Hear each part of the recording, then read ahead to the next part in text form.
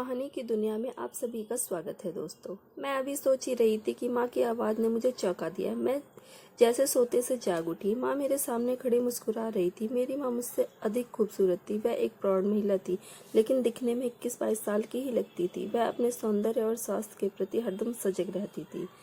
सब अपने मुंह से कुछ नहीं कहती थी, किंतु उसके मन के भाव से अक्सर मुझे यही लगता था कि वेदांत अंकल को पसंद करती है और पापा उसके अनुकूल नहीं है। वेदांत अंकल कहाँ से आते थे और मम्मी का उनके संबंध कब से था, इससे मेरा कोई मतलब नहीं था। इतने में मम्मी चहकती हुई बोली, बेटी तुम आज स्कूल नहीं गई? आज तो छुट्टी है। मैंने यह कहकर मम्मी की ओर देखा। आज उसने गुलाबी साड़ी बांध रखी थी। मम्मी पर गुलाबी कपड़े बहुत खिलते थे। उसका रूप उसमें और अधिक दमक उठता था। मुझे जहाँ तक मालूम था, मम्मी सस्ती सवरती तभी थी जब वेदांत अंकल घर पर होते थे या आने वाले होते थे। वैसे तो सजना संवरना मम्मी के जीवन का एक अभिन्न हिस्सा था, लेकिन उस दिन वह विशेष रूप से साज श्रृंगार करती थी जब वेदांत अंकल घर पर होते।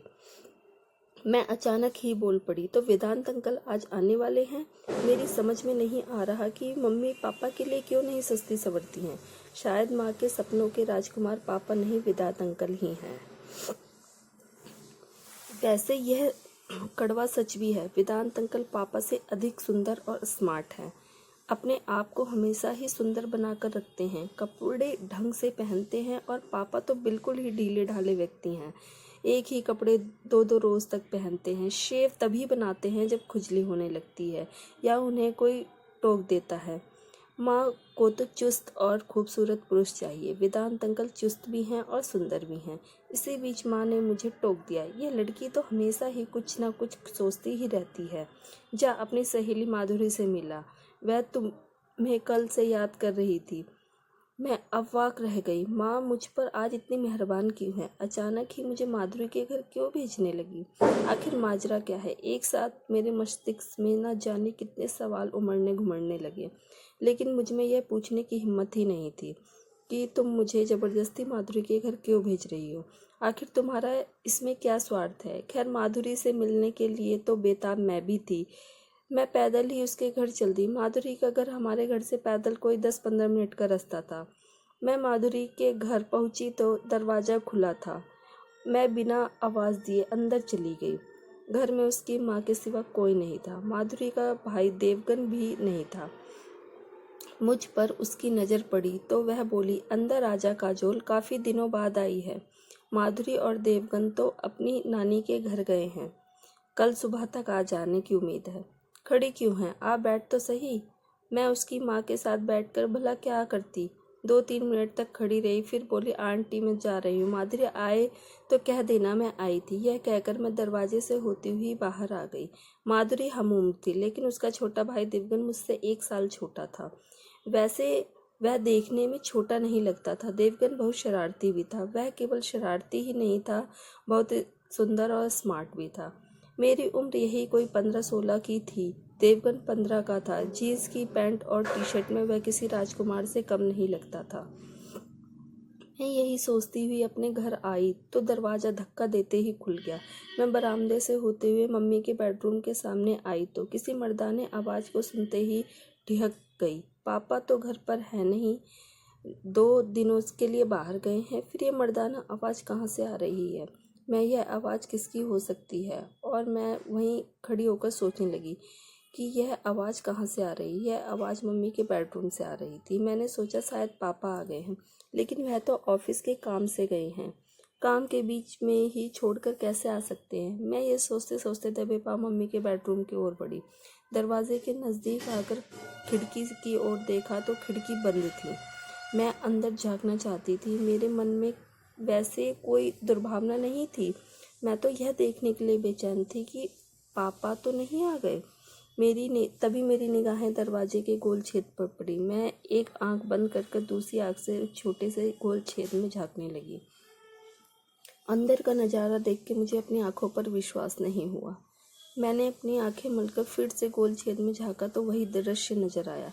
इस बार अविश्वास करने का कोई सवाल ही नहीं था। वेदांत अंकल बिल्कुल ही निर्वस्त्र थे और मम्मी पैंटी ब्रा में थी। इस मुद्रा में दोनों ही बहुत खुश थे।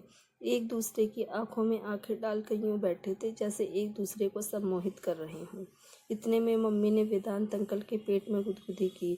वे अनायास ही हंसने लगे और हंसते हंसते ही उन्होंने मम्मी को अपनी गोद में उठाकर बिठा लिया।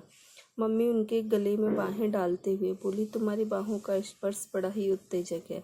दिगंबर ने तो मुझे कभी ऐसा आनंद दिया ही नहीं। तुम्हारा पति दिगंबर कोई मर्द थोड़ी है, वह तो भोंदू है। ना जाने कैसे तुम उसके साथ रहती हो। वेदांत अंकल यह कह के हंसने लगे। दिगंबर तो एक खंबा है जिसकी आड़ में मैं तुम्हारे साथ रहता हूँ। दिगंबर जैसे पति को उंगलियों पर नचाना मुझे खूब आता है। मम्मी ये कहते कहते काफ़ी आक्रामक हो गई। उसने वेदांत अंकल के गालों को दांतों से काट लिया। वेदांत अंकल भी कहीं चूकने वाले नहीं थे। वे हल्की सी सितकार लेते हुए उन्होंने मम्मी की बाहों में समेट लिया, फिर उसके होठों को जोर से भींच लिया। अब कैसा लग रहा है? कैसा क्या लग रहा है? अच्छा लग रहा है क्या? तुम्हें नहीं पता स्त्रियां दर्द में मिठास चूसती हैं?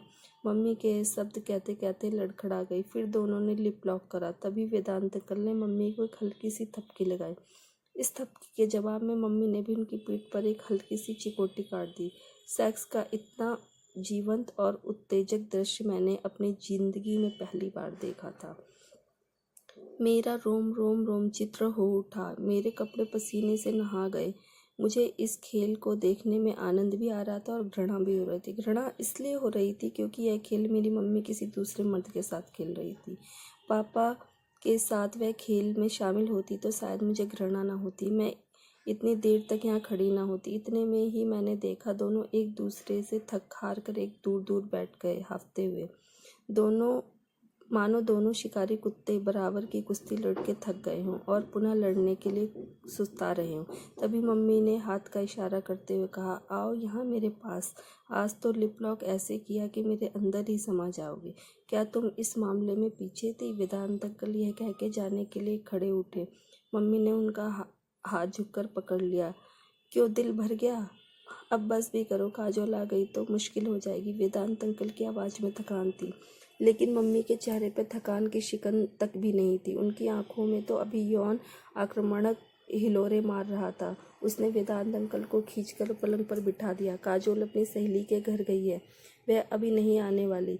मेरे शरीर में एक सिहरन सी दौड़ गई। तुम भी? वेदांत अंकल ने यह कहते कहते मम्मी को बाहों में भींच लिया। लगता है कि कल वाले आसन का इस्तेमाल करना पड़ेगा। करो ना, मना किसने करा है? मम्मी यह कहते कहते हंसने लगी। अंकल ने उसको पलंग पर लिटा दिया।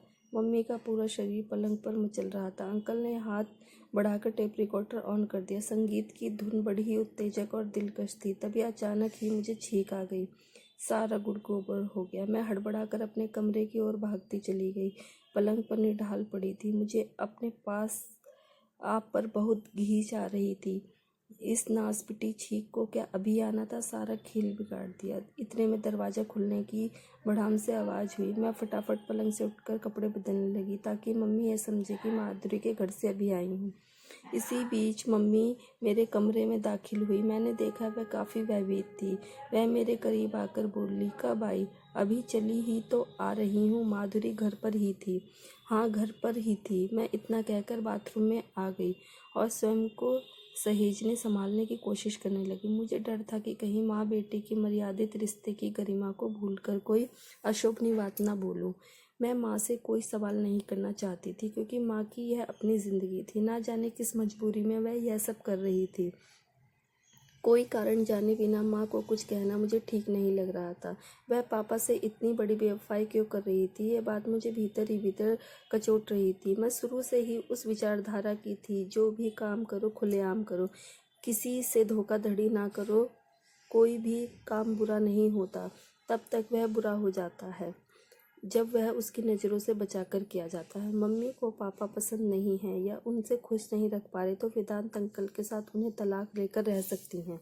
ऐसे छुप छुप कर वह जो कर रही हैं उससे तो परिवार में गंदगी फैल रही है। मैं बाथरूम में कोई 10 मिनट के बाद आई तो मम्मी अपने बेडरूम में थी। वेदांत अंकल जा चुके थे। मैं उनके सामने जानबूझकर नहीं गई कि वह शर्मा ना जाए, मम्मी को मुझ पर शक ना हो जाए। मैं अपने कमरे में आकर अभी बैठी ही थी। मम्मी हंसती हुई आकर बोली, काजल, तुम्हारे वेदांत अंकल आए थे, तुम उनसे मिल भी नहीं सकी। मैंने बेकार ही माधुरी के घर भेज दिया। आओ मेरे साथ कमरे में। यह कहते मम्मी मेरी बाह पकड़ ली और मुझे खींचते हुए कमरे में ले आए। मैंने देखा पलंग पर ढेरों सामान बिखरे पड़े थे, जिसमें ज़्यादातर मेरे लिए ही थे। मैं सब कुछ भूल भुलाकर पलंग पर उछलकर चढ़ गई और दोनों हाथों से कपड़े फैला फैलाकर अपने नाप के कपड़े देखने लगी। गुलाबी मिनी स्कर्ट, टॉप, जीन्स की टाइट पैंट और लो कट टी शर्ट, आसमानी गाउन और भी न जाने कितनी पोशाकें वेदांत अंकल मेरे लिए लाए थे। तभी मम्मी मुस्कुराती हुई बोली, तुम्हें कपड़े पसंद आए? देखा तुम्हारे अंकल कितने अच्छे हैं, तुम्हारा कितना ध्यान रखते हैं। ओह मम्मी, अंकल कितने स्वीट है। मैं यह कहती हुई मम्मी के गले लग गई। मम्मी का चेहरा खिल उठा और मैं किन्हीं ख्यालों में खो गई। लेकिन अंकल यह सब क्यों कर रहे हैं? मम्मी को पापा से हथियाने के लिए? क्या मुझे इन कपड़ों को स्वीकार करना चाहिए? मम्मी शायद इन कपड़ों का लालच दिखाकर मुझे अपने पक्ष में करना चाहती हैं। वह मुझे अपनी तरफ मिलाकर रखना चाहती है। वेदांत अंकल यह अच्छी तरह से जानते हैं कि माँ को हासिल करना है तो बेटी को खुश रखना ही होगा। माँ बिना बेटी के हाथ नहीं आने वाली। कुछ भी हो मम्मी जब वेदांत अंकल के साथ खुश हैं तो मुझे क्या हो सकता है। पापा मम्मी को यौन संतुष्टि नहीं दे पाते हों। वेदांत अंकल यौन कला में माहिर हैं, उन्हें यौन जीवन को जीना आता है। माँ को ना खुश करने का या दोषी ठहराने का मेरा कोई हक नहीं बनता है। मैं ये सोचते सोचते खिलखिला के हंस पड़ी। मम्मी, मैं मान गई वेदांत अंकल को कपड़ों की खरीदारी करने में वह औरत से भी 2 कदम आगे हैं। और एक तुम्हारे पापा हैं जिन्हें कुछ भी नहीं आता। ना जाने कौन सी मनहूस घड़ी में मैं उनके खूंटे से बन गई। मम्मी ये कहते कहते काफ़ी भावुक हो गई। मैंने देखा उनकी आंखें भीग गई थी। उनके चेहरे पर पापा के प्रति विस्तृणा के भाव पसर गए थे। मैं बोली, मैं तुम्हारे साथ हूँ माँ, तुम क्यों अपना मन दुखी करती हो? पापा को जैसे जीना है उन्हें वैसे जीने दो और तुम्हें जैसे जीना है वैसे जियो। मेरे यह कहते कहते उसने मुझे गले से लगा लिया। मुझे इस बात का कहाँ बोध था कि पति पत्नी के जीवन की राहें अलग अलग हो जाती हैं तो उनकी संतान त्रिशंकु बन जाती है, तो उनका हित कोई नहीं सोचता। मैं सोचती रहती थी कि पापा बाहर जाकर क्या करते हैं।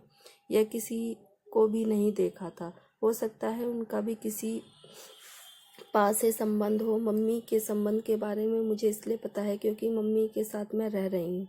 हो सकता है पापा मम्मी से भी 2 कदम आगे हों। मैं केवल मम्मी को ही बुरा क्यों मानूं? पापा भी तो बुरे हो सकते हैं। मैं ये सोचते सोचते अपने कमरे में आ गई। आज की कहानी कैसी लगी हमें कमेंट करके ज़रूर बताएं।